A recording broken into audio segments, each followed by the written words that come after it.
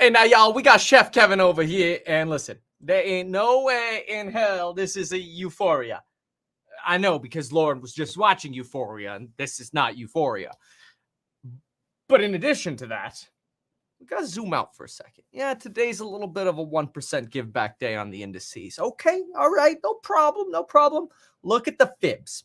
Look at the fibby fibs, okay? Fibby fibs. We can't even get to the 50% fibby on the QQQ, the NASDAQ 100. We can't make it because there's no euphoria yet. Sure, was there dip buying? Has there been maybe a little bit of FOMO? Sure. But we have not seen euphoria yet, either the show or here in the stock market. And so personally, to me, this feels like more fear over Mr. Bullard, more fear over the 50 BP hike. Really, the Fed just needs to go on vacation for a solid month and get out of our lives. And that's actually what they should be doing starting right around the end of this week. Now, I actually expected this week to be a little bit more quiet with the Fed, but they ended up scheduling like 6 freaking meetings anyway, just to yap, and give us the feeling of, hey, 50 BP high could be in the future. That's all right. It's all right.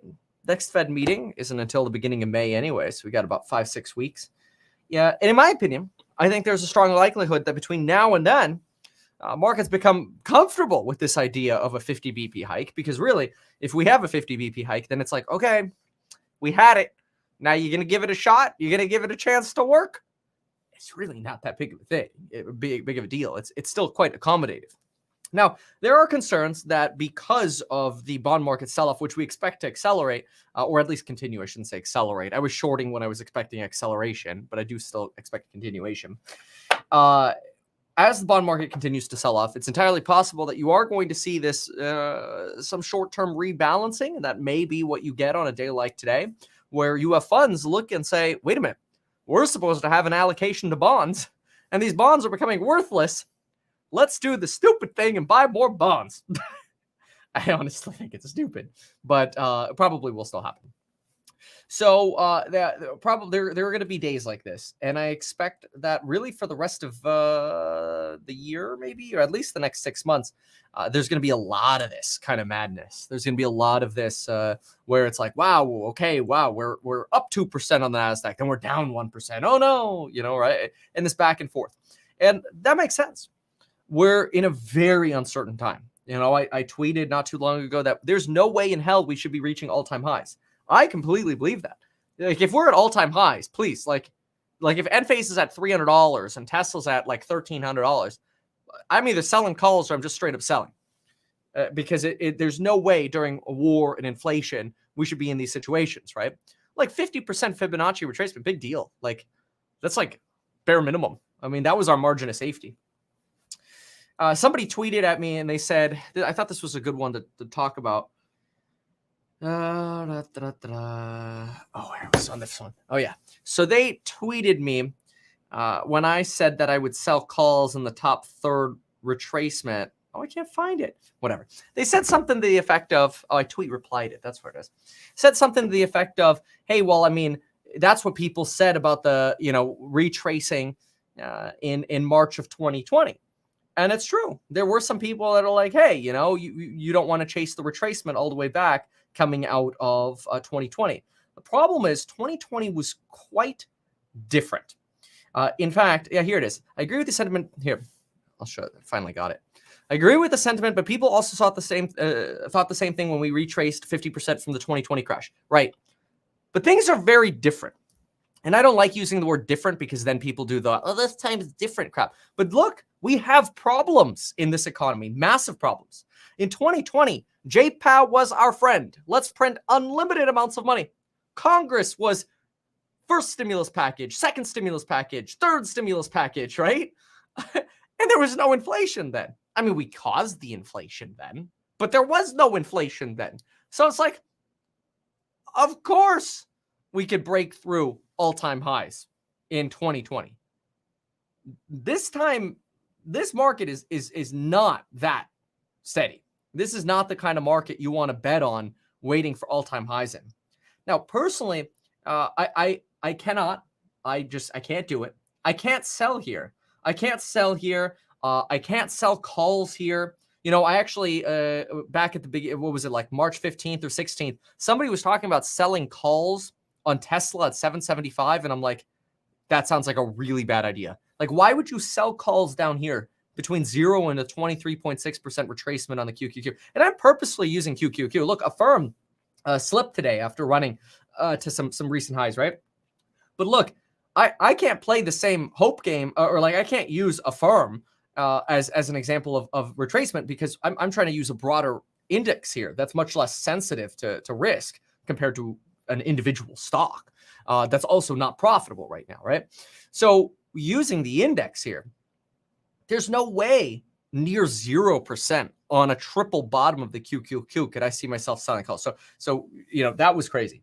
But the good news is I didn't sell any calls. In fact, I only have a few purchase calls right now.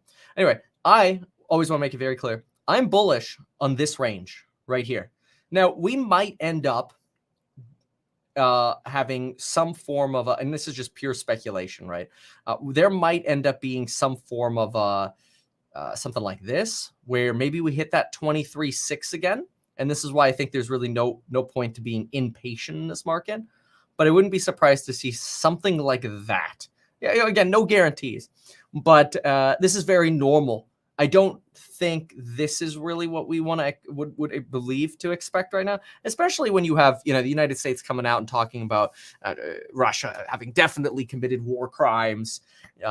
Bullard again. The Fed must retain its inflation credibility. The Fed must ensure it retains, or raises interest rates appropriately. Inflation is way over a goal and it's going to go higher in the spring. These are some of the things that he said this morning. Nothing new that he already said this stuff yesterday. So really no surprise here. Bullard does believe that Europe could tip into recession because of the war in Ukraine. But I'll tell you that the trend searches that we did this morning with course members are not showing consumer angst yet in America. Now that could come. So we're definitely wanting to pay attention to that. But American consumers are definitely behaving at the moment substantially different than certainly Chinese consumers. And it might still be too soon to tell on European consumers, but we'll see. So definitely a lot of things to pay attention to.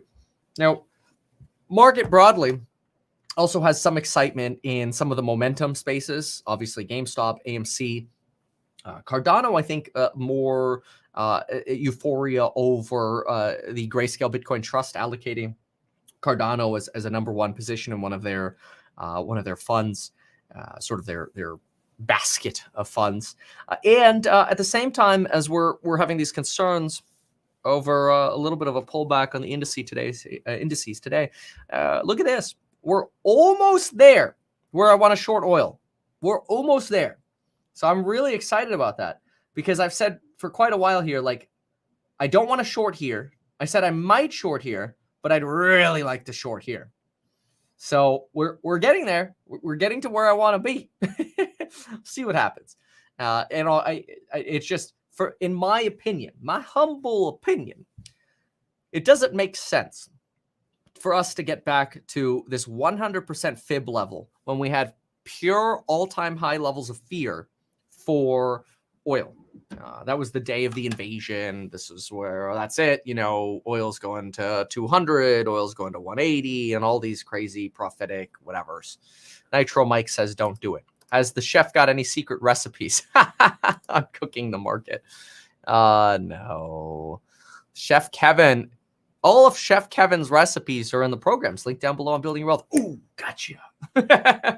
Shout out, by the way, to Milad for joining the Real Estate Investing course, Sean for joining Stocks and Psychology of Money, Joseph for joining Stocks and Psychology of Money, and James for joining the Build Wealth Making YouTube videos program. We've also got somebody else here who bought the Path to Wealth course. That's a good one. That's got a lot of new content in it too. Okay, come on. One day I'm gonna change these batteries. There we go. Should get to the right channel. Anyway, all right. So somebody give me something I can yell at. I need something I could yell at. So somebody give me some comments. I don't know who's got a question. Who's doing something stupid out there that we could comment on? All right, let's get a rally into the close too. Can we pump it? Come on, buy the dip. Push it. Oh man, I miss those days. Those were fun. Fun together.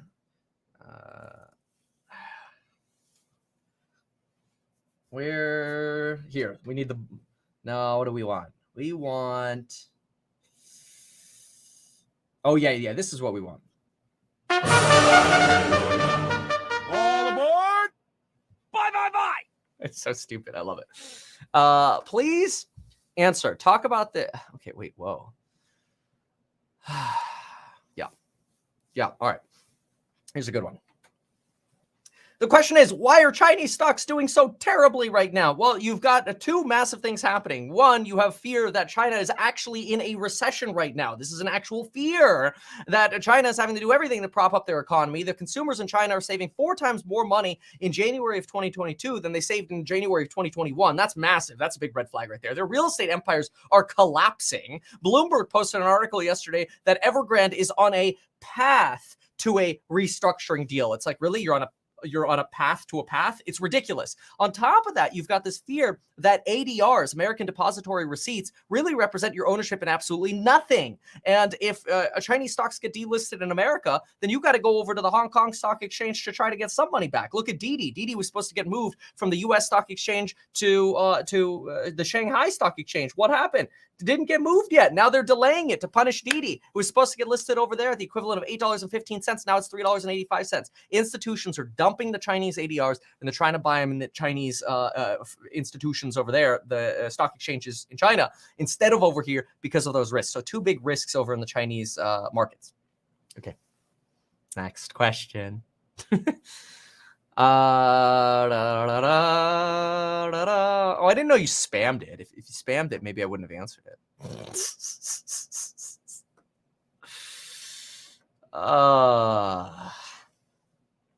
Yeah, it was not so much the earnings that disappointed me for Adobe. Honestly, it was the executives in the earnings call, combined with projections, combined with trends. Search trends and creating trends, and multiple, quite a few things. Look, Adobe's a great company. Don't get me wrong. I love Adobe. Am I about to throw 7 figs in Adobe? No, I don't own any, and I probably won't. Will it probably do well when the market gets better? Of course. Everything will do better. It's trading for about $421. I mean, you got a little bit of a discount now, which is nice. $13.70 from yesterday when I did this. It's still trading for 31 times 2022 with 13 to 15% growth. I'd rather have Tesla. I know not at this price though. I'd rather have Tesla at like 900. Yeah, I am still looking at Home Depot. I'm also a mega Disney bull. You bought ApeCoin? Personally, I don't know. I have not made my mind up on ApeCoin. I'm a little, I don't know, sus. Let me put it that way. I'm sus. I'm not. Yeah, that's it. That's all I got. Bullard, 300 BPs. Oh my God! Oh, flee, sell everything. Whatever. Every Federal Reserve needs to have one Bullard. Which is kind of funny because like a Bullard is something that stops a car from crashing into something, It's like the emergency brake. Oh dear. Ray Dalio's price target for Tesla, 1337. There you go. Is the outfit for cooking or the love of tattooed chef? It's because I need some people to give me I need people to say stupid things about real estate and stocks so I could turn into Gordon Ramsay. That's what the chef outfit's for. And I'm the, oh wait, here we go. We got to put the banner up. Okay, you ready? I am the untattooed chef.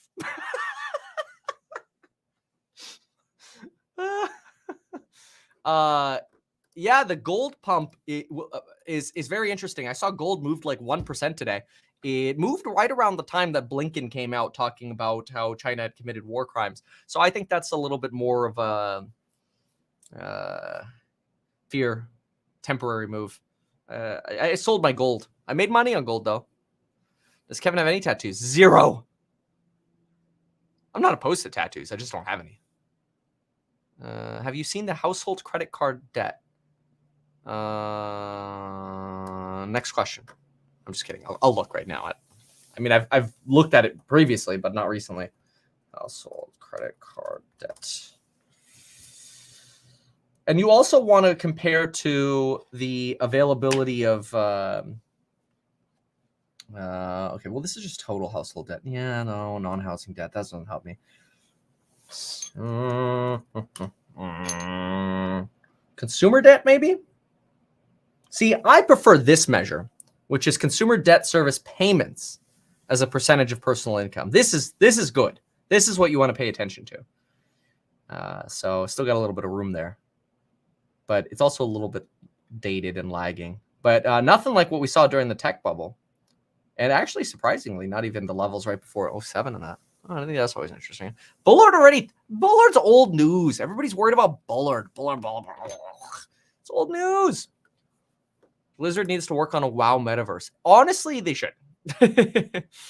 Yeah, spy dumping? Oh, yeah. Getting rinsed. So, QQQQ. I'll just keep it up on this. Oh, yeah. Come on. Give us a rally into the close, not this crap. What are we going to bounce off the 38 too? We'll see.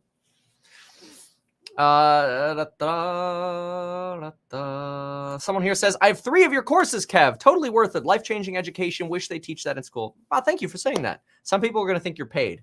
You were not paid. I appreciate you. Thank you. Natty gas. You know, I don't track gas, unfortunately, but I'm watching the USO for oil. Short-term call after the dip today. I see the play you're trying to make. Maybe. You know, who knows? If you could get if you could farm 3% off it on the stock tomorrow when it rebounds a little bit, and that ends up making you 9 or 10% on an option, maybe.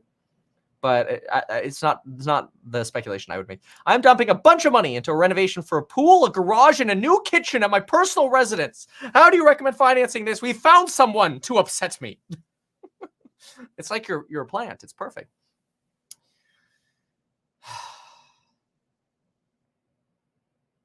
All right. Let me compose myself here.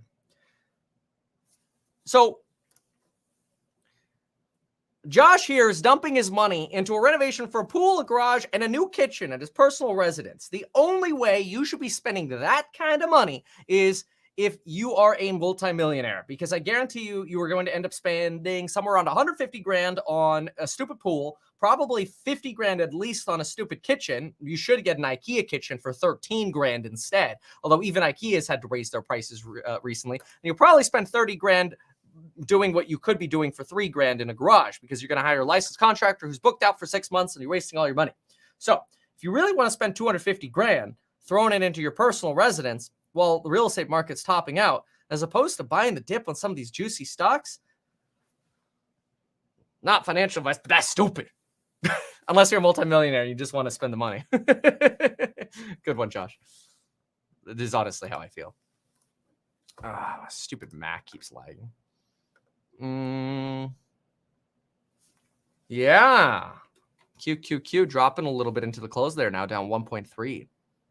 Oh, but how would you finance it? I guess I never answered your question. Yeah, I wouldn't. I mean, a home equity line of credit or a refinance, but again, I would use that to invest. Crypto fully adopted? Oh, it depends. I mean, certainly not until we have full regulation, which will be a while. Recommend the stock. Disney. Clearly missed last night's video. Whose last night video? The video I posted. That's right. Yeah. I made a whole video about that. Owning a Mac is dumb. Completely agree. Tesla hodling. That's good. Selling all my property? No, not everything. HELOC ready to be spent. Yeah. How do I get a loan for raw untouched land? You dump the raw untouched land. That's how you get a loan. I don't know who Lance is. You buy real estate if it's 5 to 10% discounted. Yeah, because I believe by the time real estate is 5 to 10% discounted, you'll actually see stocks higher.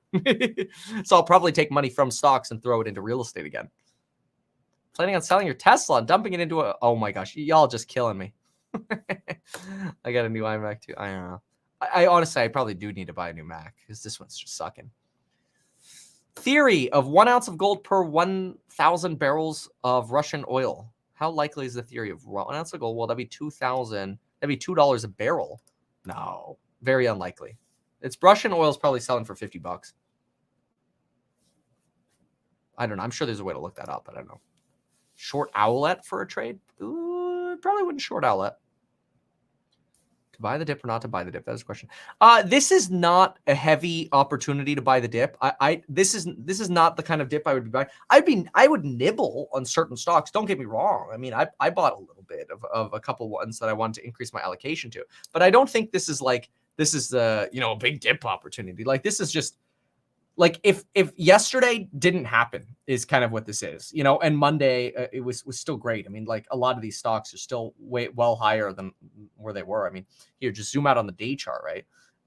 So what? We can't even break the 38.2 on the QQQ. Let's look at SPY here. Bell in 3 minutes, by the way. We're sitting at the same place over here.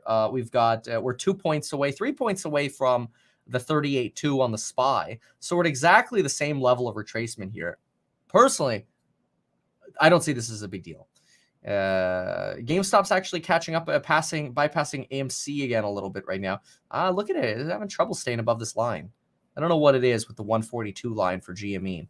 And then AMC, I actually don't have any lines drawn here until we get to about 28.81, which I think is a little bullish for retail movement.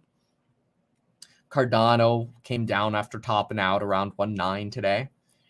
Probably have a basis around this thing of average. Let's see, 7 on that side, probably more like 15 on that side. Probably my basis on this is like 95 cents, 94, 95 cents or something like that. So I'll take it. But yeah, I really like Cardano. Anywho, okay. So 2 minutes to go. Best 401k funds. Just buy SPY or QQQ. Really, you should be focused on building your wealth with income and real estate. Is there a military discount? Sure. Email me, kevin@mekevin.com.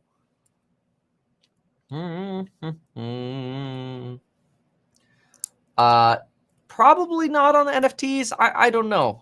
Like NFTs that provide value are okay in my opinion. Like I think NFTs as concert or venue entrance tickets, those are a good idea. That I like. That way it's like whoever the hodler is can like buy and then they have resale value, right? Because somebody could then like sell it to somebody else and somebody else could get the benefit from it. That kind of stuff I like. And then with some sort of like royalty kick in between, right? I like those kind of NFTs I'm okay with.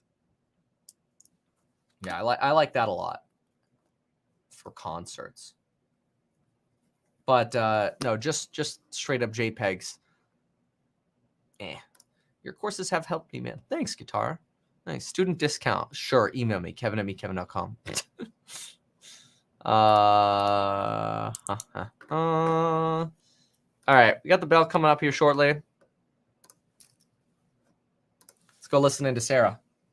S&P session lows right now down 54 points, about 1.2% lower, and now weaker for the week, joining the Dow in that territory. Financials are the biggest losers on the S&P right now, down 1.8% for the group as yields go lower today. Energy and utilities are the only sectors that are higher on the day. Woo! Dow is down about 1.3%, almost 450 points. The NASDAQ also is down a little bit weaker than the rest of the market. So is the Russell 2000 index of small caps. NASDAQ down 1.3%. There into the close.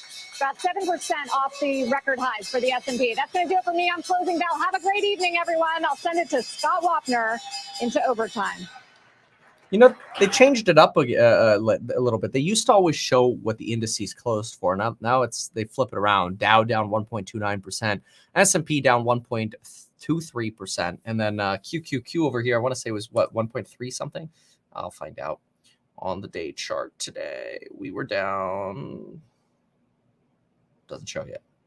Whatever. It was like 1.3%. Anyway, kind of fell into the close there. Did not get any kind of dip buy. We broke the lows of the day, unfortunately, right at the close. Look at that triple bounce that we almost had right here. 1, 2, 3. I mean, it's just on the minute chart, so it's not that big of a deal. Russian war discount. There you go. Exactly. Tattooed Chef Hodler discount. No, you pay extra. Military discount. You email me, kevin@mekevin.com. All right. Well, so there we go. Market is closed. Look, I want to be very clear because we are going to go through this nasty volatility for a while. Meet Kevin is a bull below 61.8. Okay, so from this line down, Kevin is a bull. Above this line, Kevin thinks we're seeing euphoria and we're a bear. Okay? So that way there's no confusion. Let's see how Tesla closed out. $9.99, really? Oh, that's priceless. Wow. Look at the little wedge it formed over here at the end. Yeah. All right. Well, new mom discount, steelworker discount. Oh my gosh. Too many. Herpes discount, divorce discount. Oh my gosh. Everybody's hurting. It's hurting me. Anyway. All right. Well, I think that does it. You got to enjoy the market close together. Oil worker discount. I love y'all. All right. Well, good luck out there. We'll see you.